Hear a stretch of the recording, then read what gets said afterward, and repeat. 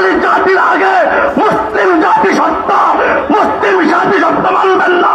বাংলাদেশে রাজনীতি করতে দেওয়া হবে না, হবে না, হবে না ইনশাআল্লাহ।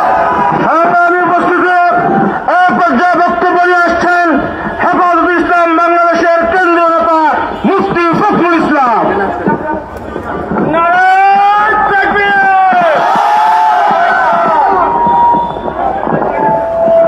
আমরা মুসলমান, বাংলাদেশের 90% মুসলমান। এই মুসলমানের বাংলাদেশে বসে আল্লাহকে নিয়ে, রাসূলকে নিয়ে কটূক্তি করা হবে, বাংলার মুসলমান তা বরদাস্ত করতে পারে না। আবুল সরকার 5 পাস, 5ম শ্রেণী পাস করে সে কোরআনের তাফসীর করার দৃষ্টান্ত দেখায়, আল্লাহর বিরুদ্ধে কটূক্তি করার চেষ্টা করে। আবুল সরকারের যদি দৃষ্টান্তমূলক শাস্তির ব্যবস্থা করা না হয়, আমরা হেফাজতে ইসলাম প্রশাসনের বিরুদ্ধে আন্দোলন করতে বাধ্য হব। মির্জা ফখরুল সাহেব যদি ধর্মান্ধ না হয়, সে ধর্মের অনুসারী হতে পারে না। আমরা ইসলাম ধর্মের অন্ধ, আমরা মুসলমান। আপনি কোন ধর্মের অন্ধ, আপনাকে তা পরিষ্কার করতে হবে। যদি মুসলমান ধর্মের অন্ধ হতে না পারেন, বাংলাদেশের এই মুসলমানদের রাষ্ট্রে আপনাদের রাজনীতি চলতে পারে না, পারে না, পারে না।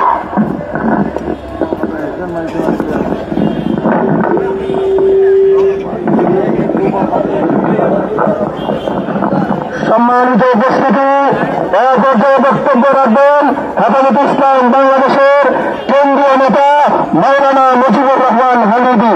মাওলানা মুজিবুর রহমান হামিদি।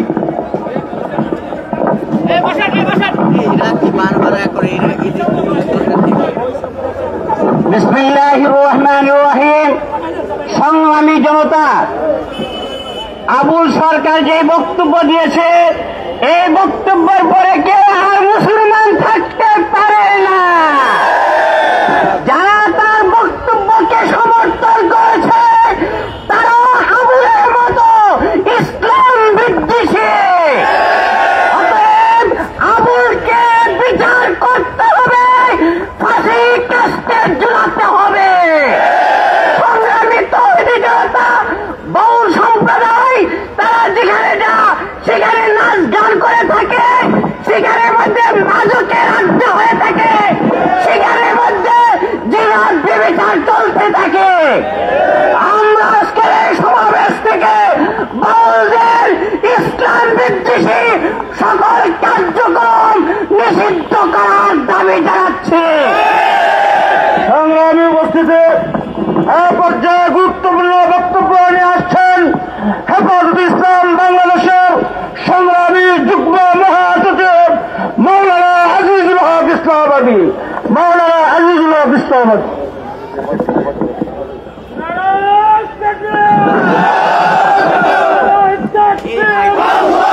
আপনি বসেন, ডিস্টার্ব করেন কেন? ওনাকে বসতে বলেন।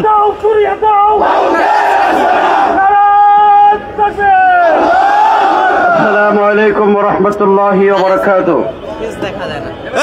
আপনি বসেন। বাউল আবুল সরকারের আল্লাহ দ্রোহিতা এবং কোরআনের বিরুদ্ধে বিদ্রোহ করার প্রতিবাদে আজকের এই বিক্ষোভ সমাবেশের সংগ্রামী সভাপতি, মঞ্চ উপবিষ্ট হেফাজতে ইসলাম বাংলাদেশের জাতীয় নেতৃবৃন্দ, সংগ্রামী তৌহিদি জনতা, আমরা স্পষ্ট ভাষায় ঘোষণা করতে চাই, বাউল সরকার আল্লাহর বিরুদ্ধে কটূক্তি করেছে। বাউল সরকার পবিত্র কোরআনকে অবমাননা করেছে। সে বলে আল্লাহর আগামাতা সে কিছু খুঁজে পায় না। এই কথা বললে কি কারো ঈমান থাকবে? সে বলে আল্লাহ কুল আউযু বিরাব্বিন